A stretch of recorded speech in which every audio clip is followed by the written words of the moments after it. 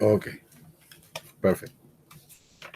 So one thing I want to go with you guys is this. So today we will talk about nutrition during pregnancy and lactation. We already know that we have different we have different approach when somebody is pregnant. The nourishment, nutrition are going to change. The levels of nutrients and micronutrients are going to be uh, uh, higher than the not pregnant person. So that happened because you have a baby, right? It's another human being that need to have these extra supplies of nutrients in order to basically you are eating for two people, right? So the baby is going to develop and grow, and those needs are going to change with the time. So for that, I would like to just tell you these nutritional needs or changes are going to be based of anatomical and functional physiological changes on the mother. In addition, the baby is going to have their own demands, but the mother, with the time, when you're pregnant, your body and not your structures and your functions of these organs are going to be having some changes.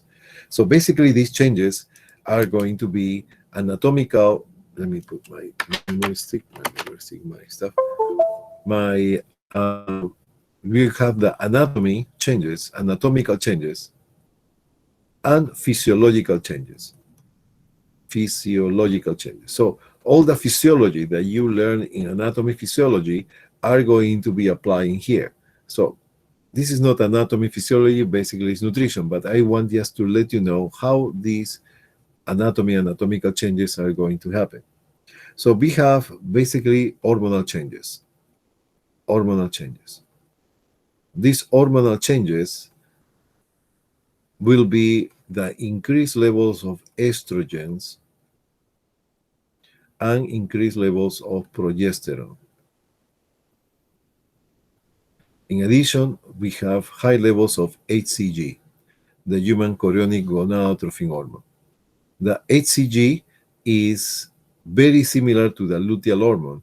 And what is the function of the HCG? Number one, this is the spermatozoid, this is the ovum, they're getting together, and this is the moment that you start to produce HCG, just to make it simple.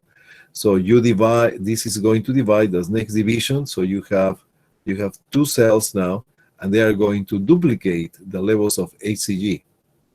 And again, they are going to divide it by two again. It's going to be four cells, identical cells, 1, 2, 3, 4. So you already have HCG, HCG, HCG, HCG. So it's going to duplicate every 2 days. Every 2 days are going to duplicate the levels of HCG. The HCG, what is doing is to promote the production of progesterone. So more progesterone, more progesterone. This progesterone will be important for during pregnancy, because one of the main things is to establish more deposit of nutrients in the endometrium, because the baby is the embryo need to start growing and they need to have nutrients. So HCG, what it's doing is to promote the more thickening of the endometrium, to establish better blood circulation, to establish more deposit of nutrients, especially glycogen. Okay, so the HCG can be measured in the urine, and that can produce, actually, that can lead into pregnancy tests. Okay, so that is general. So now the changes that we have in the body are going to be multiple changes. Number one, the respiratory system. The respiratory system. The respiratory system, the uterus start to increase in size. This increasing in size, that is about 6 centimeters. That is the before pregnancy. At the end of the pregnancy, that is going to be about 42 to 45 centimeters. That is 7 times, 8 times more than the original size. So respiratory uterus. Okay, so the uterus, when they increase in size, what is going to do is to occupy space in the pelvic cavity and occupy space in the abdominal cavity. So this is going to increase the intra-abdominal pressure, the pressure inside the abdomen, because the uterus is going to go towards the pelvis and to go to the abdomen, and everything is going that occupy space and increase the pressure that inside the abdominal cavity, making pressure on the diaphragm, making pressure on the diaphragm. So that means that the patient start to use more the diaphragm as a muscle, very important muscle to breathe in. So in conclusion, what happening is that the tidal volume, that is about 500 ml, are going to increase in about 20 to 30%. 20 to 30%. Tidal volume are going to increase. Why increase the respiratory volume? Why? Because you are forming a new product. You having a new baby. You having an embryo who has more demands of oxygen, right? Plus all your functions, your metabolic rate, your basal metabolic rate is going to increase. It's going to be higher. It's going to be higher. Why? Because your metabolism is going to elaborate. They're going to have growth changes in your body, and metabolic rate go up. So that's why you need more oxygen. Lungs. You start to increase your tidal volume. Tidal volume. You okay with that? In the cardiovascular, we have the blood that is going to increase the number of red blood cells, That is going to increase the cardiac output. But there is a decrease of the peripheral resistance. So just to let you know, very simple, cardiac output is going to increase about 40%. So if you have 5 liters of blood, 20% will be plus 2 liters. So you will have now about 7 liters. Can you imagine that? Right? So that is a cardiac output. The number of red blood cells they need to transport more oxygen. Okay, there is all the implications of that. I'm not going to go on that. We have changes on the in gastrointestinal. That's related to nutrition. Gastrointestinal. So basically, what we have is GERD. You can have GERD, the gastroesophageal reflux disease. So why is that? Because progesterone is going to increase. Progesterone, what it's doing in the body is to relax muscle. And what happened? The relaxation of the gastroesophageal sphincter, they can produce GERD. So that's why you have pyrosis, you have these even nauseous and vomiting, okay? All right. So in addition to that, because they relax the muscle, what's happening in the colon? In the colon is going to decrease peristalsis. And this peristalsis can lead into constipation. Okay? Can lead into constipation. All right, so there is many other changes. Even at the level of the skin, you have the areola of the nipple start to get darker, and that is irreversible. So you can tell when the person was pregnant or delivered a baby before. Just if you see the nipples and the areola, the color is more darker after pregnancy. There is some other pigmentations that happen in the skin, in the abdomen, in the face, that is coming with pregnancy. All right, so there's other things that I'm not going to go on that, but just to give you an idea that there's some multiple changes in the body during pregnancy. Okay, I'm not going to go on that. If you want, I can talk about that a little bit, but it's not me. Okay, nutrition during pregnancy. We will talk about the energy needs. So how much energy, based on those anatomical changes, physiological changes that a mother is going to pass through the pregnancy, and what are the new needs of nutrients, right?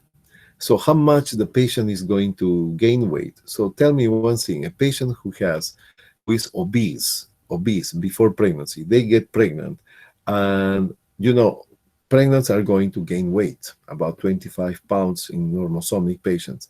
But in obese patients, they need to gain weight too or no? The answer is yes. But how much weight they are going to gain? They need to gain less weight than the person who are having a normal BMI, the body mass index. So it's not obese, it's not overweight, it's her weight. So that person need to increase 25 pounds. But if you have a person who is obese, you can increase weight, but not as much as the rest. Okay? All right. So the mother needs more energy because there is a key word here is enlarged metabolic workload. Everything that they explain you, even the thyroid gland is going to increase. The thyroid gland is part of the endocrine system that produce an enlargement, mild to moderate enlargement of the thyroid gland. And it's because you need more T3 and T4. And why we need that? Because we need more ATPs, right? And that is what we call an enlarged metabolic workload. So the mother is going to have an increase of the metabolic workload. So that's why, in order, your metabolism is going up. In other words, your metabolism is going up. Okay. So it's the same, similar when you are not pregnant, when a person is a sports or athlete or doing exercises. So that is about the equivalence of to get pregnant. So without being pregnant, you can increase your metabolism doing the physical activity. Okay. All right. So we need those extra nutrients because the baby is going to have these needs. So please, number one, I want to tell you very clear, the mother is going to share the macronutrients and the micronutrients. So what does it mean? So that is going to make pass some amino acids that is need for the baby, the monosaccharides and the fats. So the vitamins are going to pass through the placenta barrier, through the placenta, but not big proteins cannot pass. For example, you cannot provide to the baby T3 and T4. T3 and T4 are hormones produced by the thyroid gland. Those are proteins, but they're too big. They cannot pass the placenta barrier. So they need the placenta is a barrier, and the baby start to produce T3 and T4 about 10 weeks, 11 weeks. That is the moment that the thyroid gland in the fetus are going to work. And remember, fetus is going to produce his own T3 and T4. Do not share the T3 and T4 with the mother. And for that, the baby need iodine. Need iodine. Okay, so that is one of the changes that we are going to see in this process, metabolic workload. Okay, so okay, nutritional needs during pregnancy are affected by mother's age, height, pre-pregnancy weight. So that is important. So the nutritional needs from person to person are going to be variable. And that depends on the mother's age. In mother's age, probably they will need some increase even more of the kilocalories that they require in pregnancies that are very young person, like 20s, 20 years old. 35, 35 is considered high risk pregnancy, 35. But it's not really 35, it's 34 years and 3 months. If you have 35 at the day that the baby is born, you're included in this high risk. So we say 35, but in reality it's 34 plus 3 months. So at the time that the baby is born, it's passing 9 months. So you will have 35. That person is included. So 34 years and 3 months to 45 and above are going to be high risk. Height, pre-pregnancy weight. So if you are undernourished, you're actually normal weight, you have overweight or obesity, the amount of weight that you're going to gain until the end of the pregnancy is going to be changed. Okay, so let's start. All right, so increase of energy. So we already talked about the BMR, and for that, you're going to next class. I don't know why. Is the next class is going to show you how to do the rest of the calculation, but basically this the basal metabolic rate plus the physical activity that normally you do in a day, you you need to add in addition the number of kilocalories per day that you require in a day during, and that's a question for the exam, please. So 340 kilocalories in addition to the in the second trimester. 452 kilocalories increase in the third trimester. So what is missing here?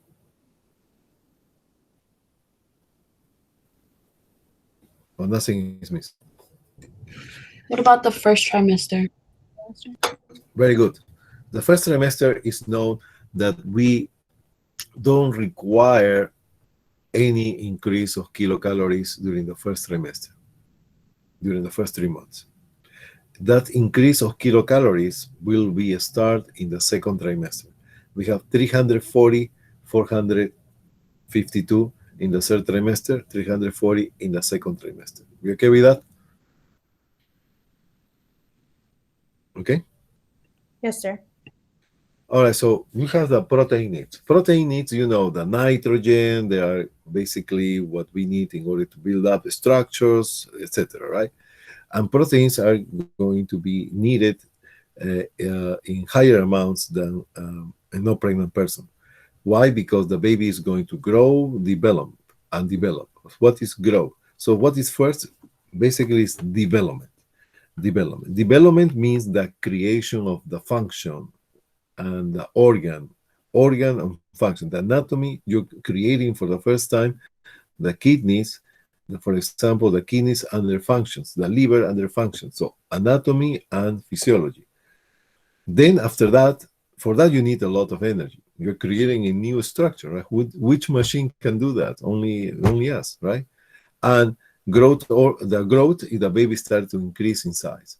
You remember in the first trimester, that is basically that development of the embryo and partially the fetus. So, and after the first trimester, we have second and third trimester. Mostly what happened is the growth. First is development and then the growth. Okay. All right. So increase maternal blood volume need to increase hemoglobin and plasma proteins.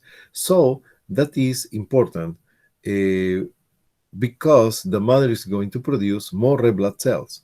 They're going to increase about 24% more red blood cells per second. For example, if you have 2 million red blood cells per second, if pregnant is going to produce 2,500,000 red blood cells per second. So it's increased.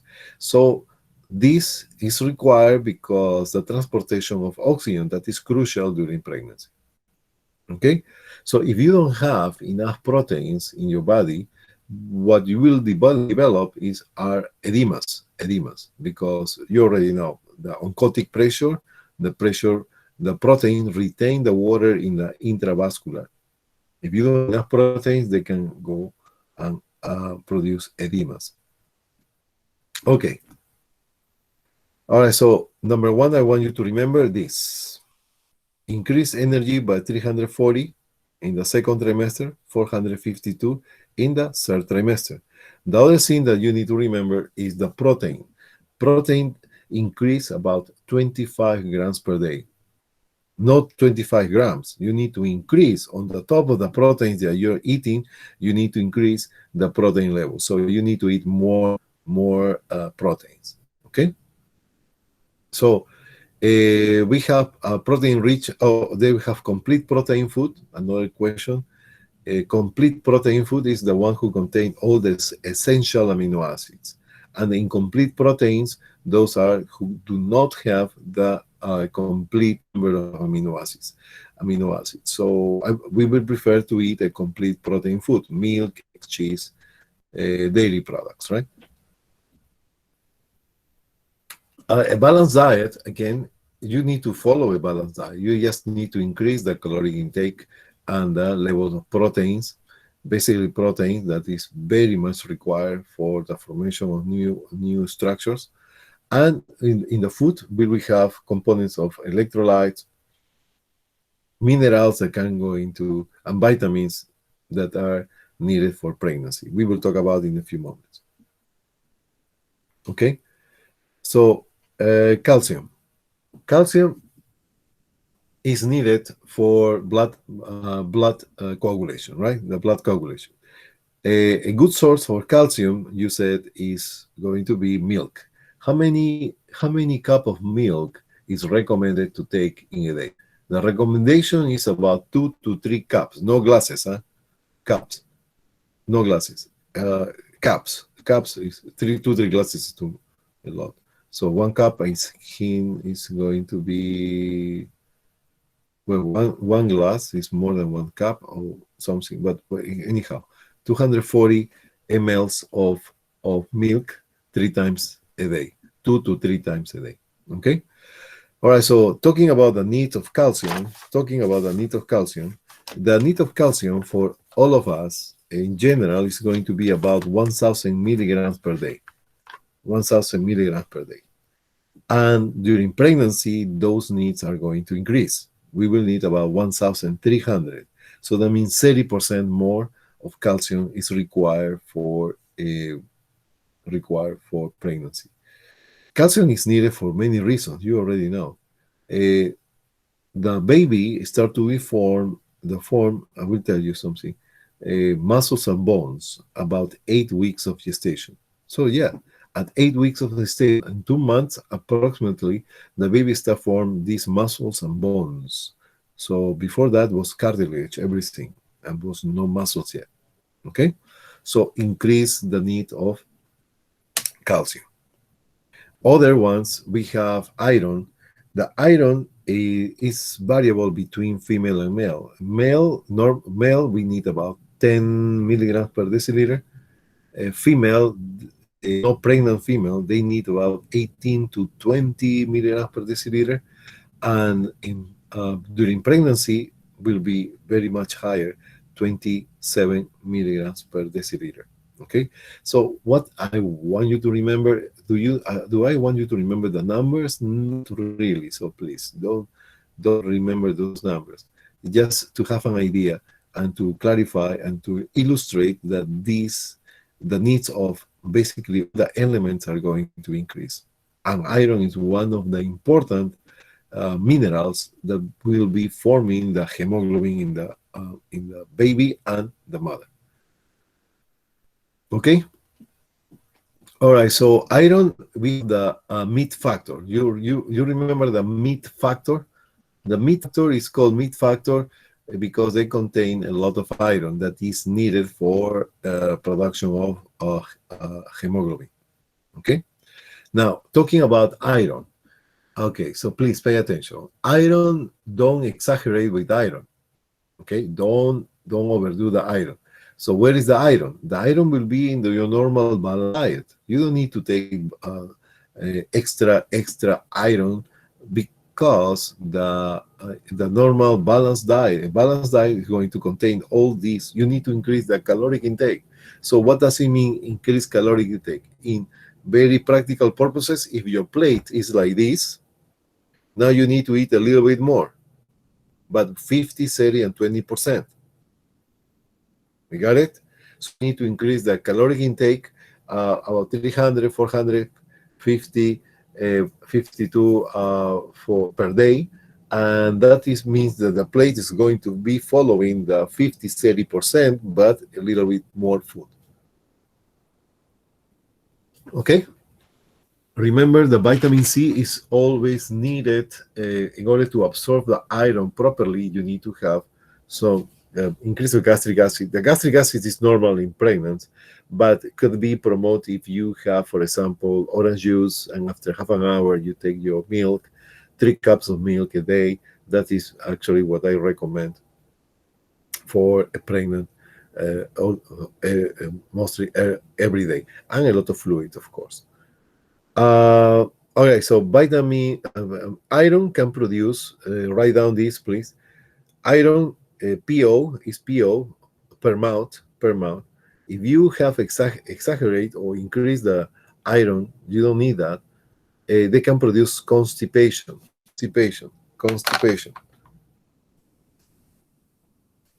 can produce constipation. Second, they're going to be constipation. They can produce dark stools. Dark stools. It's, oh my God, my stool is black. Yeah, because you was eating iron. So iron is make this are going to oxidize, and they will appear like a black stools in the toilet. So you're not bleeding. It's not melena. It's because you have too much iron. For instance, those people who eat a lot of meat, basically the stools are going to be very dark, very dark. So we need to have the good sources of iron are going to be green leaves like chard, spinach, like the other one, spinach, chard, and the other one, what is the name? Kale.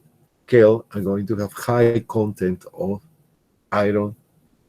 Rice, they have high content of iron, etc.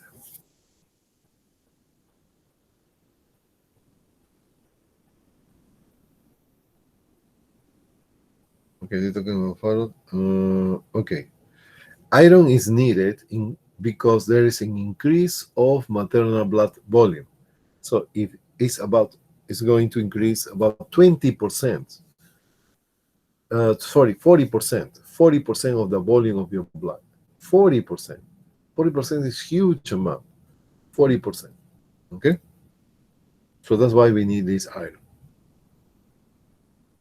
Right, so there's 45, some salts there. Iodine. Iodine to produce T3, T4. And that is can produce cretinism.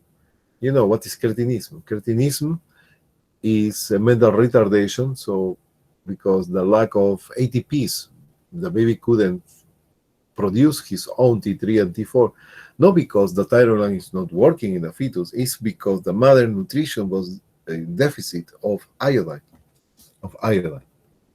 Folate,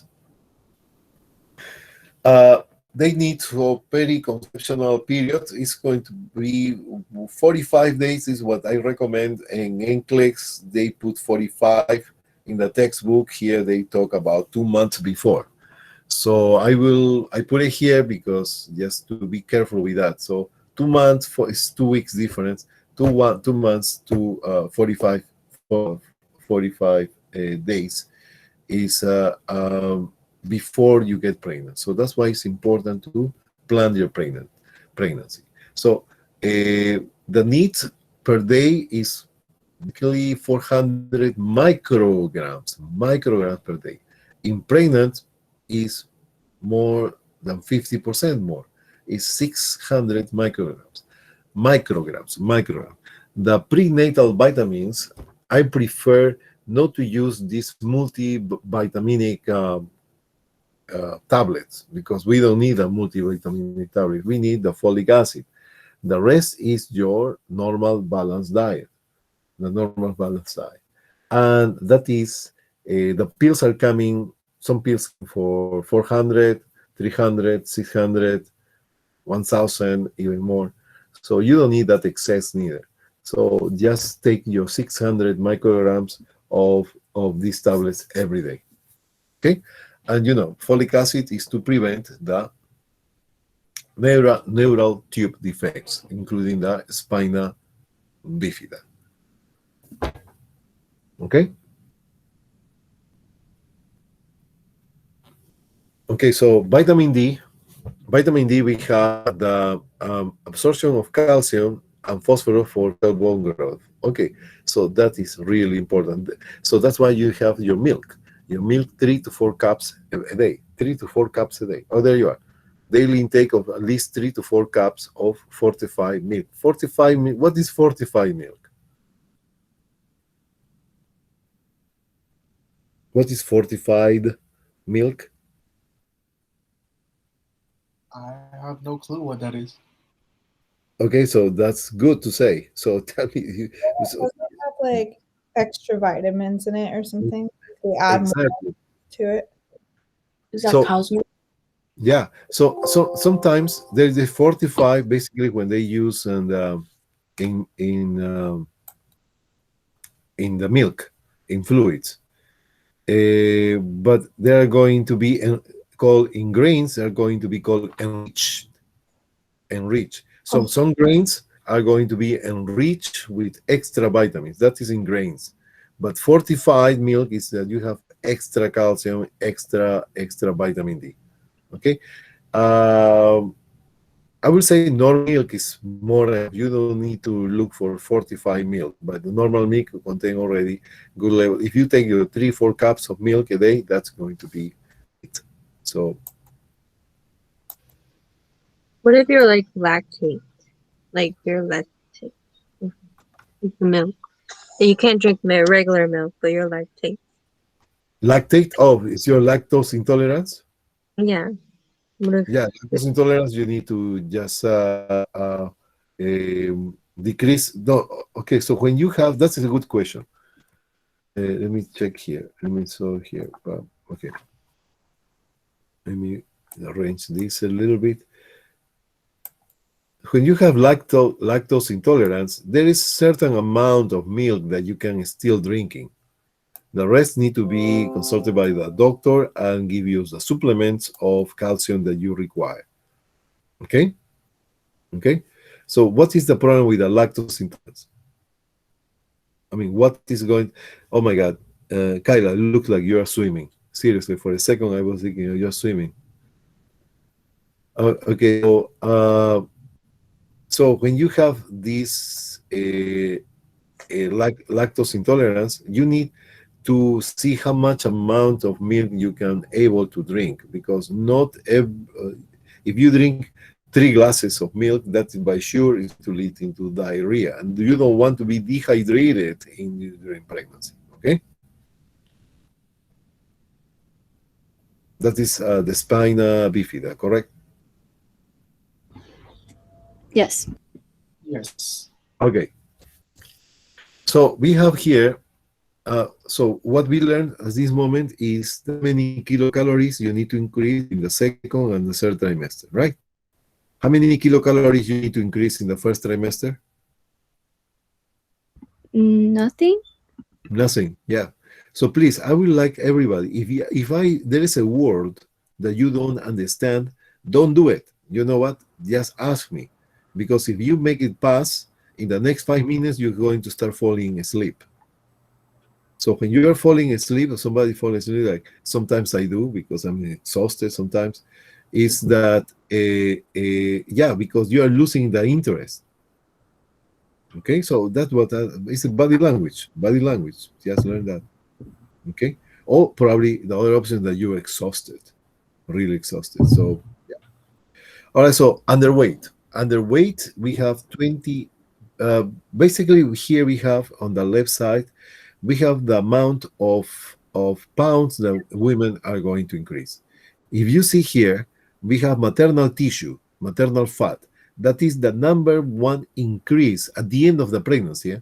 Until the end of the pregnancy. That is where you have the highest amount of weight gaining. So fat, accumulation of fat, and formation of tissue. So placenta, my God, you see the placenta? Your body was forming placenta. The placenta is not coming from Amazon. The placenta is coming bit by bit, is being produced by your body. So that have a weight. The choriomembrane, the amniotic fluid, You know what is amniotic fluid? Amniotic fluid. The amniotic fluid is the fluid where the baby is swimming inside the uterus, right? Do you see that? Okay, thank you. Thank you, Nolan. Yes. Yeah, and that fluid, you know what it is? Is urine. Is urine. Is urine. The That, babies, right? yeah, is the urine of the baby. And we were all swimming in urine before. You was swimming in urine. Yes.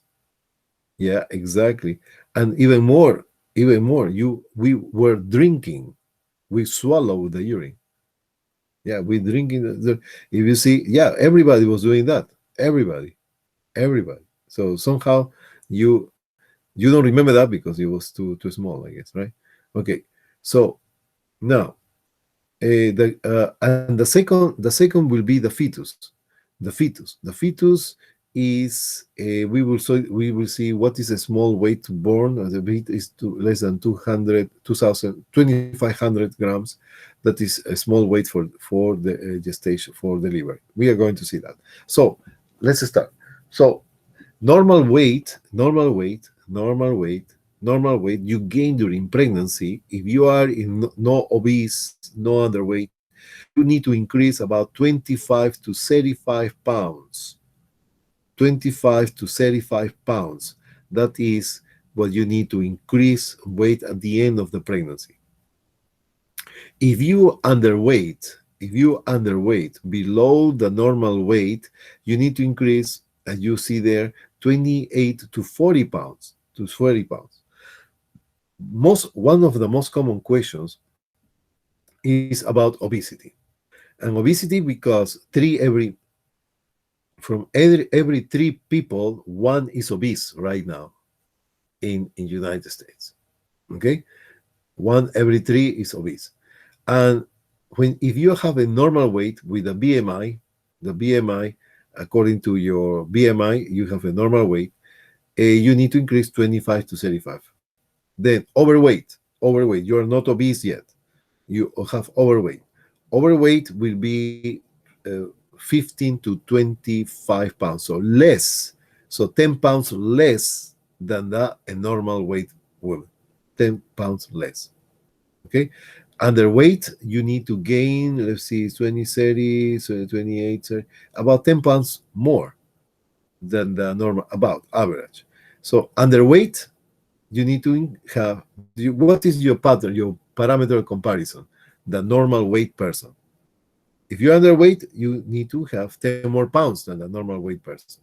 If you are overweight, less than 10 pounds, 10 pounds less than the normal weight.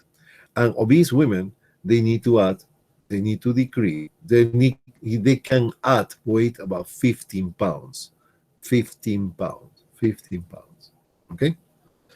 Teenagers, 30 to 40, etc. But I want you to focus on the greens that I highlight. Okay, those are important. You're going to use that in maternity.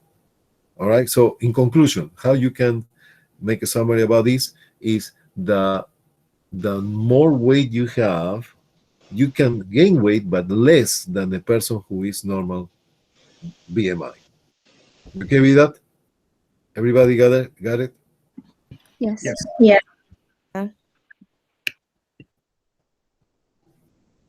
So are the BMI.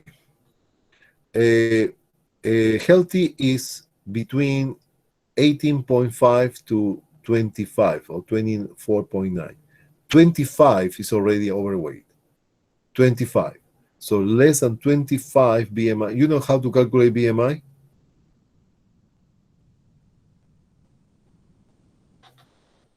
Okay. The BMI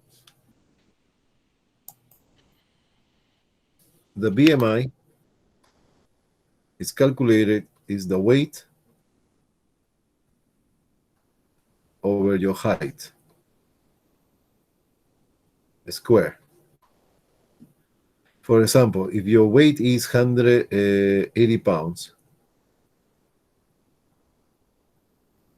your height is 5'6", right? So you need to change this into you. So in next class, I'm going to go into the formulas to calculate BMI, but you need to have this change into meters. And these meters, you go square, and you divide this by this. That is going to give you these values, and you will learn in which area are you. So overweight 25 to 29.9. So 25 to 30. 30, so 30 and more is obese, and severe obesity is the morbid obesity. So that person is sick all the time for many reasons. Okay, so That what you need to remember is when you are pregnant, you need to calculate your BMI. Your BMI. And then you're going to have this in your mind, how much weight you're going to gain at the end of pregnancy. But there's more detail than that. Listen, question for the exam. Average weight gain in the first trimester is 2 to 4 pounds.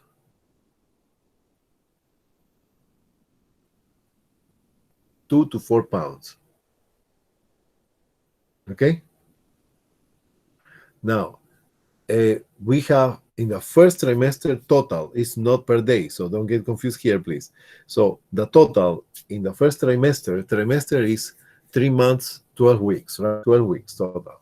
So that is the amount of weight that you gain in that 2 to 4 weeks. And the uterus is not visible yet.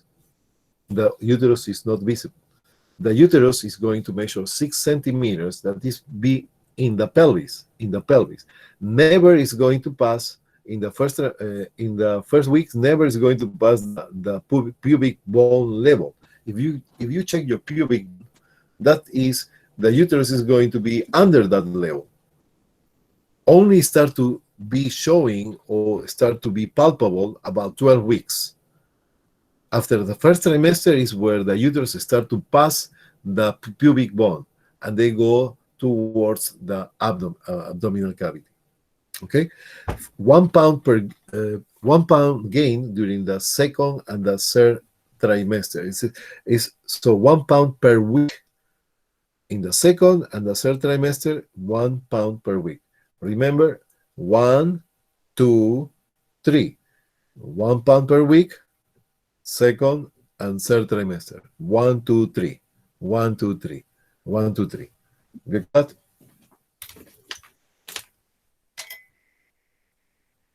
You okay? Yes. Yes. Okay.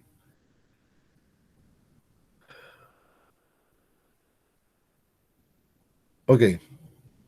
Pregnant women should avoid alcohol, coffee. So coffee is they say that they can take like 3 cups of coffee. I don't recommend coffee seriously now, because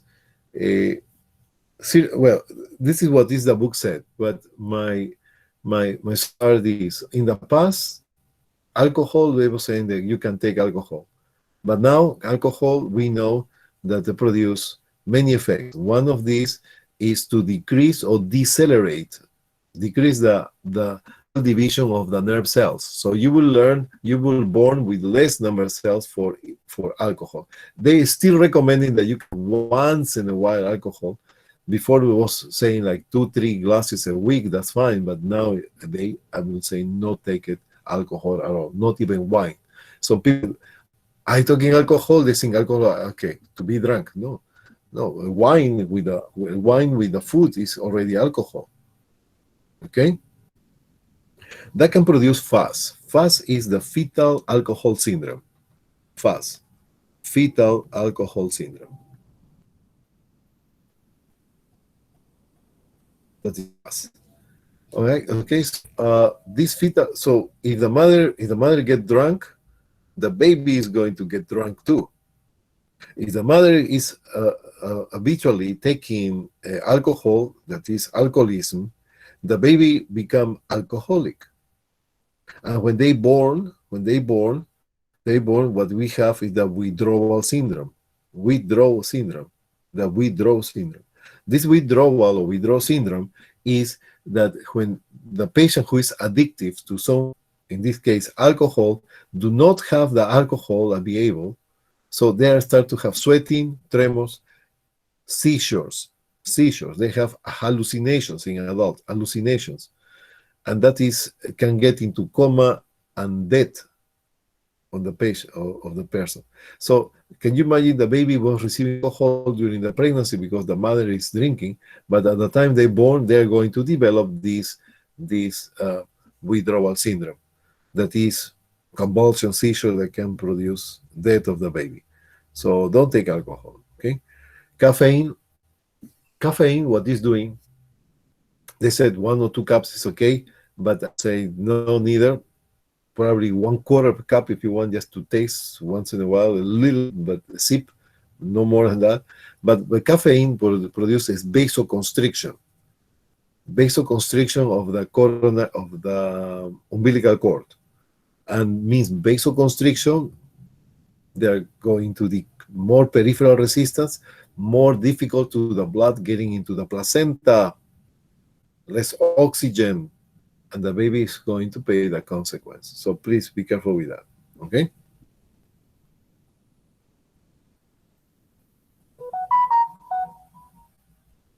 What is that? Okay. Nauseous and vomiting. Functional GI problems. Women, when you have this problem, is because of the presence of HCG. You remember that HCG, remember this, HCG duplicate in blood every 2 to 3 days. Why? Because one zygote produce one HCG, in 2 cells. They are going to 2 cells duplicate the production of HCG. Then you're going to have here, they divide in half again, 4. So they go from 1 to 2 to 4 to 8, then 16 to 64, 128. So that means that they are going to have duplication of the cells and duplication of the HCG every 2 to 3 days. Okay? So this fast elevation of HCG can cause different effects in different people. Some female, some pregnant, they don't feel any nauseous and vomiting. It's like nothing, right? So normal day, right? Nothing is happening. So, but other women will be very symptomatic, and that is because the HCG stimulate the vomit center in the medulla oblongata, and that excess can lead into nauseous and vomiting. So then your HCG is going to be the highest, reach about 10 weeks, and then with about 50,000, and then they go down 20 weeks in a plateau. So the nauseous and vomiting mostly happen during the first trimester. Your body starts to adapt to the new levels of HCG that is highly produced by the embryo. Okay? Tell me, I'm talking too fast, too complicated, or you want me to? No, for me, it's good. You're Okay. fine. Okay. So that process is called the hyperemesis gravidarum. So there is an owl there. So see, hyperemesis gravidarum. Hyper means high. Emesis means vomiting. Gravidarum. Gravidarum means pregnancy in Latin. Okay? Okay? So this hyperemesis gravidarum is in this book, they call hyperemesis gravidarum to whatever nauseous and vomiting. I would call nauseous and vomiting normal. So we need to follow what that book is said. Okay? So hyperemesis gravidarum. But there is another pathology that is called a molar pregnancy. Molar pregnancy. This molar pregnancy looks like the female is pregnant, but it's not, because the ovum was empty, and they are going to fertilize by 1 or 2 spermatozoids, and they multiply inside. And what happened? There is no baby, because you need the mother's genes and the father's genes. If you have one side genes, there are not going to be any product. That is molar pregnancy. And that can produce hyperemesis gravidarum, but about 10 weeks of gestation. So, yeah. So, nauseous and vomiting, as a conclusion, is produced by the HCG. Stimulate the center of nauseous and vomiting in the medulla oblongata. And that's why this is temporary, because your body starts to adapt to new levels of HCG. Okay? That is called hyperemesis gravidarum. All right, pseudocyesis. What is pseudocyesis? Pseudocyesis is a false pregnancy.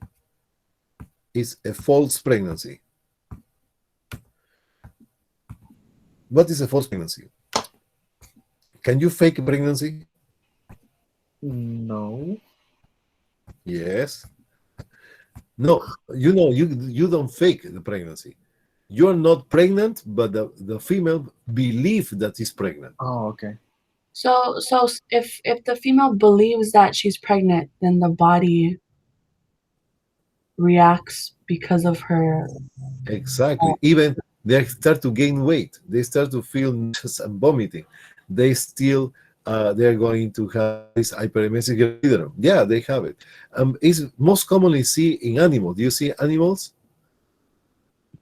So a dog, a cat, they believe they're pregnant because we don't know what is really the cause of that. So, Dr. G, is it like a placebo, kinda? It's not placebo. Placebo is when you take something and you think that you feel the benefits of that medication. It's not exactly. I know what you mean. It's not so similar to placebo. It's a emotional, psychological situation. The mind is so powerful that you believe you're pregnant, you want to be pregnant, you get pregnant, you virtually you get pregnant, and basically, yeah, you start to have signs and symptoms. So that can last about a few months and then they go away. But definitely, pseudocyesis. One thing, why do you think female pee more during the first trimester? Don't HCG, it's not HCG. Why do you think female during the pregnancy they need to go to the bathroom more often? Because of the increase in thirst. Because of what? Of the increase in thirst.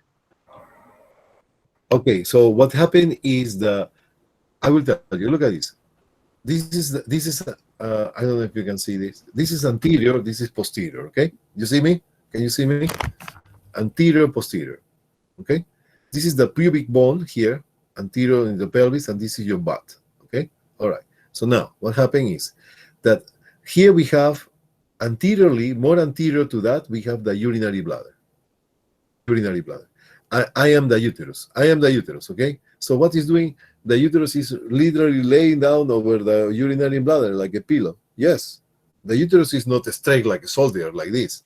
The uterus is bended, right? So actually, the uterus is going to bend over the urinary bladder. So it's laying down, resting over the urinary bladder as a pillow.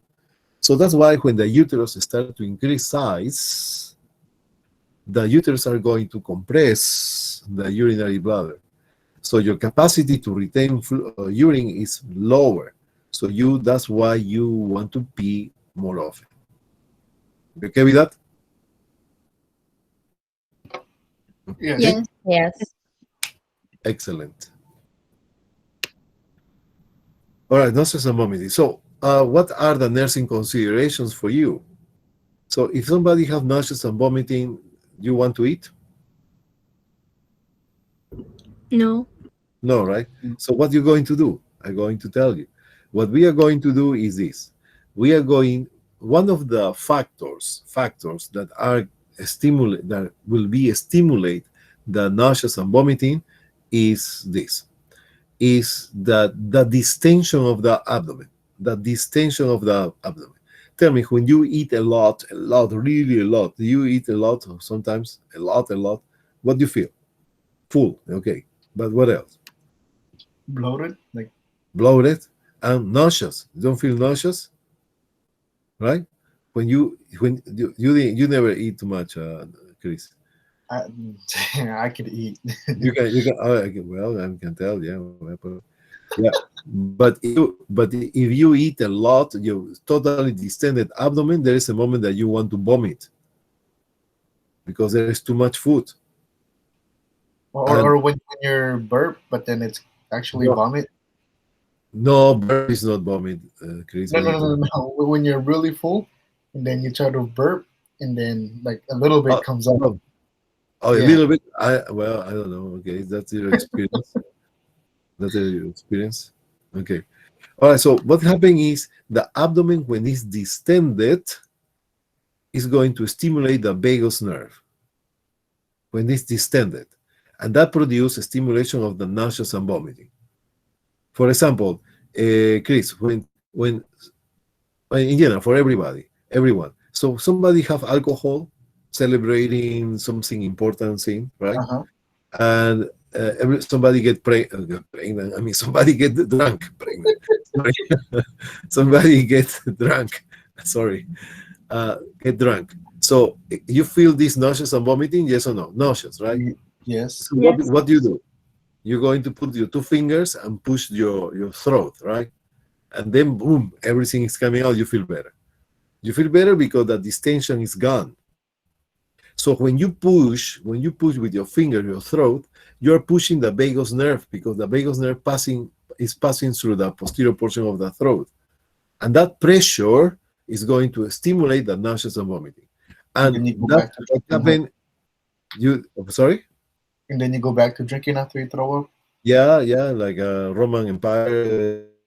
Yeah, doing that, right? Excellent.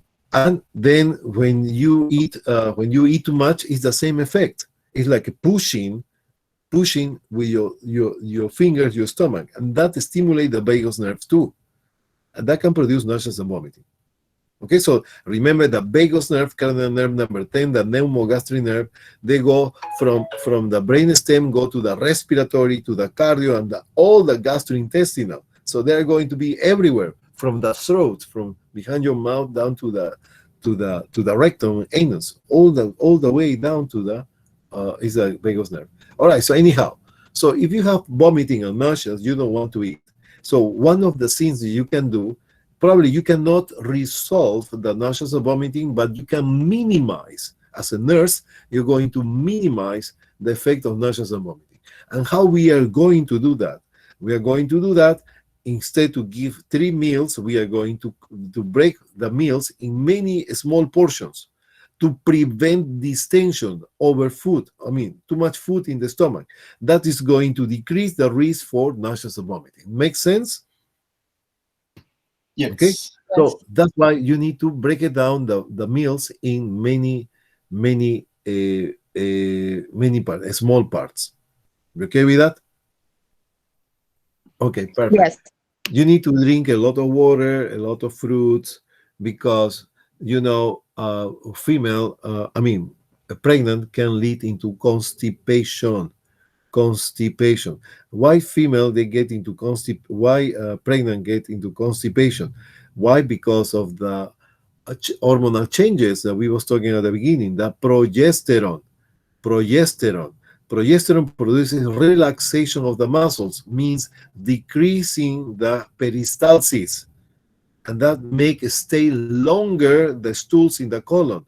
And when the stools stay longer in the colon, because lower of peristalsis, because of the high levels of progesterone, the colon is going to absorb more and more water. The longer the stool stay in the colon, the more water is going to absorb. So the longer stay the stuff there, the stool there is going to get drier and dry and dry, and that can lead into constipation. Got it? So just remember, pregnant, constipation. Pregnant, increased urinary flow. Nauseous and vomiting caused by the high levels of ACG. Your interventions as a nurse will be to give small meals. You got it? Yes. Yes, sir. All right, so that is, they can produce hemorrhoids, so I'm not going to go on that. All right, so just remember, you are going to take supplement of iron. Be careful, because the side effect of iron will be what? Constipation. Okay, and you need to take, if you have iron by the prescription, you need to take it 1 hour or 2 hours. 1 hour before, one hour AC and 2 hours PC. What does it mean? That I know that you know AC PC, but why one AC one and 2 PC?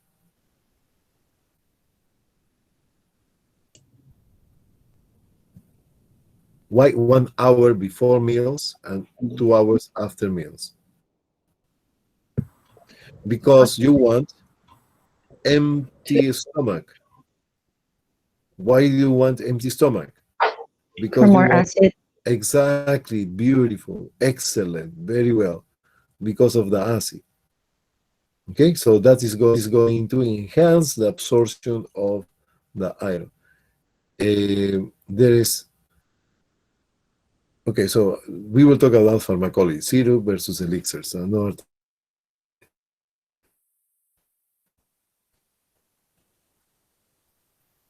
Okay, identify risk factors and nutrition. The risk factors will be age, one of the age, less than 50 and more than 35 risk factors. Second, why in teenagers? Teenagers is very common to be pregnant nowadays. It's very common. But in the past, thank you, Anna. In the past was a scandal. When I was a kid, was a scandal. Oh my God, scandal, everybody. But nowadays, kind of, oh, okay, one more, welcome, right? So it's kind of normal. So, and that is high risk pregnancy. Why? Because the girl didn't complete the development yet. She she need to keep completing her development, and that can produce risk for abortions, miscarriages, preeclampsia. Preeclampsia is mean high blood pressure. Yes, at that age, preeclampsia mostly happen in very young or very old. Smoking, okay, drugs, dieting. What about a woman who is doing vegan? Who is vegan? Okay, so we will talk about that in the next few minutes. All right, so teenage pregnancy, higher low weight and mortality. So we have the mortality in this case for the fetus and the mother that is going to be higher in that's why high pregnancy is very risk. So in high even though I mean for what is the follow-up on the high risk pregnancy? Basically an ultrasound scan every 2 weeks, but they have the insurance to pay that. No, they are on their own on their own, so they don't know what is going to happen. So be careful, please. Okay, it's not recommended have um, teenage pregnancy or after 35 years. So this is when somebody is here, uh, can you see this like a 3 free 30, how you call this? Is the how you call it? Cluster. No, this portion. This The going. Oh indentation? my God, it's coming. Sorry. The indentation on your upper lip? Yeah, it's in there, but they have a name. Oh, okay. Yeah. So that is lost. You don't have it. That means that you are fast. You know what I mean? You during the pregnancy, the mother was alcoholic. And this alcoholic, what it's going to do is, first of all, decrease the number of nerve cells. So your IQ is borderline. And these patients, they cannot socialize. Those are the troublemakers. They cannot, they are troubles for everything without any reason or understanding. They are actually cannot socialize normally. They are not focusing. Okay, so that is what happened with this fast. So be careful with alcohol, please. Okay.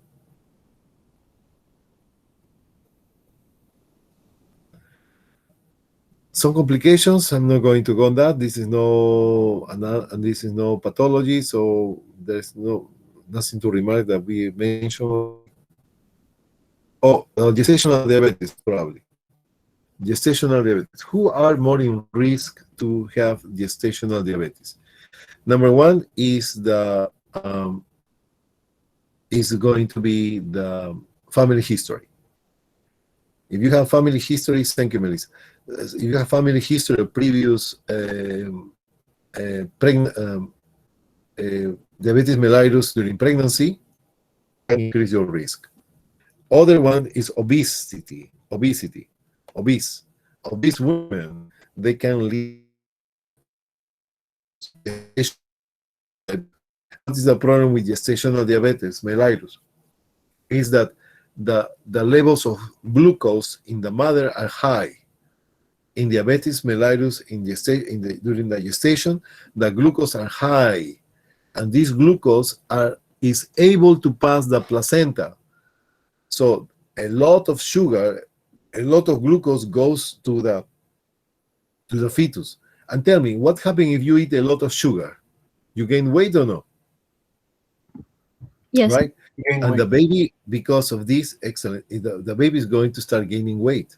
And that is, the baby will be more than 9 pounds. When it's more than 9 pounds, 9 pounds weight, the baby cannot pass through the birth canal. The birth canal cannot distend more than that. They can distend about 10 centimeters, no more than that. And these babies, because they grow very much, the head is much more bigger than 10 centimeters. So they need to do the C-section. And in addition to that, these women with gestational diabetes produce early deliveries. So it's a lot of complication with that. So yes, Chris. I cannot. 12 o'clock. It's 12. Sorry. Lunchtime. Oh, lunchtime. Uh-huh. Oh, okay. Thank you. So 12 o'clock. So Chris just ring the bell. So we have 12 o'clock lunchtime. Uh-huh. Right. So I will see you at 12:35. Thank you, Dr. G. Thanks, Dr. G. Thank you. Thank you.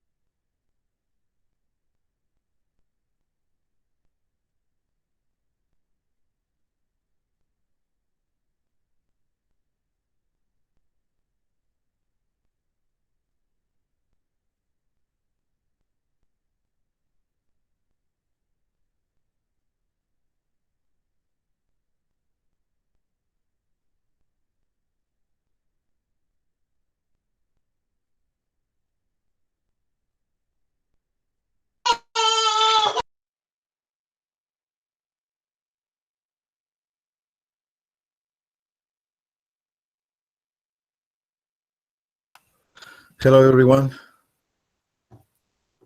Okay. So let's continue. Hillary's on the beach. That's good. That's good. Excellent.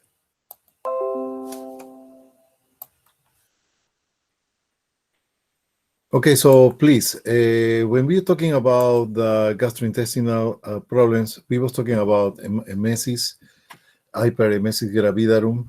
So that is a normal thing. So I thought I'm sharing my screen or no?